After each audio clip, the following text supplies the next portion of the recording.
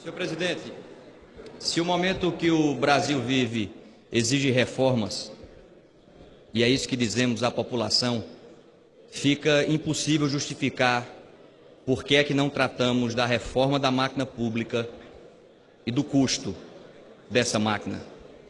Se o remédio é amargo, mas é preciso tomá-lo, fica difícil compreender por que é que o trabalhador rural tem que tomar esse remédio e o político não. Porque muitas vezes, senhor presidente, quando um filho está doente, o pai ou a mãe, antes de dar o remédio amargo ao filho, toma um pouco desse remédio para dizer que está junto e encorajar o filho a enfrentar a dificuldade. A diferença no nosso caso, nessa nossa insistência de não tratar da reforma da máquina pública, são duas. Primeiro é que o pai toma o remédio estando saudável. E a principal doença está aqui. Depois, é que não é o povo que tem que obedecer aos políticos. Somos nós, políticos, que precisamos obedecer ao povo. E aí a gente vai dando sinais à população que não vai ser tratado isso, da reforma da máquina pública, e a população não aceita mais. E aí a gente vai achando que o tempo que vai resolver e acalmar o país, e não vai acalmar. A gente precisa tratar de temas que beiram a obviedade da exigência da população para que a gente tenha uma resposta. Falar do auxílio moradia. Auxílio moradia, senhor presidente, deve existir para quem não tem onde morar. Auxílio alimentação deve existir para quem não tem o que comer. E a gente tem uma máquina pública inchada, agigantada, repleta de espaços como esses, e não vamos dizer que é só a classe política, vamos avançar no poder judiciário, vamos avançar em todos os espaços da máquina pública para acabar com essas distorções. Não dá mais para juiz no Brasil receber auxílio moradia. Está errado. Todos nós sabemos que está errado. Não, mas é uma compensação. A gente não está mais em tempo de ter compensação. Não cabe mais compensações. É preciso ter uma mudança radical em direção daquilo que é correto. Não adianta mais puxar um pouquinho para cá, um pouquinho para ali. Não dá mais. E é esse embate. E é o enfrentamento dessas distorções que talvez inicie um período de equilíbrio nesse país. Não dá para pedir equilíbrio à população quando a gente vive banhado em distorções da máquina pública. Por isso faço um apelo para que todos nós, aqui não é uma pauta de governo, oposição, todos nós tomemos consciência de que é preciso levantar essa bandeira da reforma da máquina pública. Porque não adianta mais, não venha votar contra a reforma trabalhista, espalhar cartazes dizendo que é contra a reforma trabalhista e ficar calado quando o tema é a reforma da máquina pública e ficar calado quando o tema são os benefícios que a máquina pública hoje entrega. Esse populismo dissimulado, enganador, não cola mais. É preciso enfrentar essas obviedades. E isso traria um novo debate sobre o que deve ser o nosso Estado. O equipamento, o Estado, a máquina pública como um todo.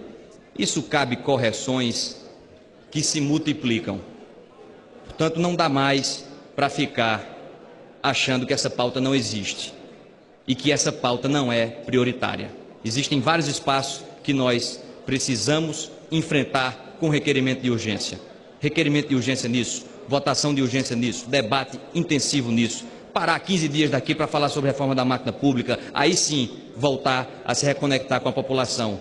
Porque existem muitas distorções, sinais que a nossa sociedade precisa avançar. Um ministro do Supremo, com toda franqueza, um ministro do Supremo não precisa de alguém que puxe a sua cadeira para que ele se sente. Ah, mas é só um gesto. Isso não é só um gesto. Isso não é só um gesto. Isso é um símbolo de uma sociedade que ainda não avançou. Precisa que alguém puxe a cadeira, um sujeito que não tem condições de se locomover. Um tetraplégico, um paraplégico. Aí sim, mas um ministro do Supremo não. São esses sinais, é essa nova simbologia É essa nova linguagem que o povo brasileiro está sedento para que a gente traga para esta casa. E isso está cada vez mais óbvio. Isso está cada vez mais claro. E cada vez mais óbvio e claro que a população não vai se contentar com o tempo, o passar do tempo. As coisas não vão se acalmar enquanto a gente não compreender a quadra democrática que o país vive. Faça esse apelo para essa casa. E aproveito esse tempo final para falar desse destaque específico do Democratas. A Paraíba tem enormes dificuldades e merece um amparo do governo federal. Sei que o deputado Pedro Paulo, pelo esforço que fez e abertura no debate que teve, sensibilidade federativa que teve, sabe disso. Portanto, o que faz um paraibano votar nesta matéria, e voto com a convicção que existe uma federação que não pode ser simplesmente ignorada, mas o que faz um paraibano votar essa matéria são as contrapartidas. Não tem como dar um amparo para um Estado sem exigir contrapartidas e não dar amparo para um outro Estado que também precisa. Senhores deputados e senhoras deputadas, essa é uma das contrapartidas mais óbvias que o projeto traz. Você não pode dar uma concessão e ter daquela pessoa que você está ajudando um processo nas costas, pleiteando inclusive o mesmo tema, deputado João Gualberto, pleiteando o mesmo tema. Como é que a gente faz um acordo aqui, estabelece os nossos termos, eu querendo lhe ajudar, e você vai lá na justiça e fica me processando sobre aqueles mesmos termos que a gente está acordando? É dizer, não, tudo bem, a gente está acordando aqui, mas eu vou questionar isso na justiça. E aqui não se trata de uma obrigatoriedade, não é uma imposição para que se desista de ações, não é obrigatoriedade. Um dos nortes desse processo é a faculdade de escolha. É a faculdade que o Estado terá para aderir ou não a esse programa. Portanto, é preciso haver sim contrapartidas e é preciso aprovar esse destaque. O PSDB orienta sim com a convicção que a nossa federação tem outros estados que também precisam desse amparo. E se não houver contrapartidas, não faz sentido aprovar essa matéria.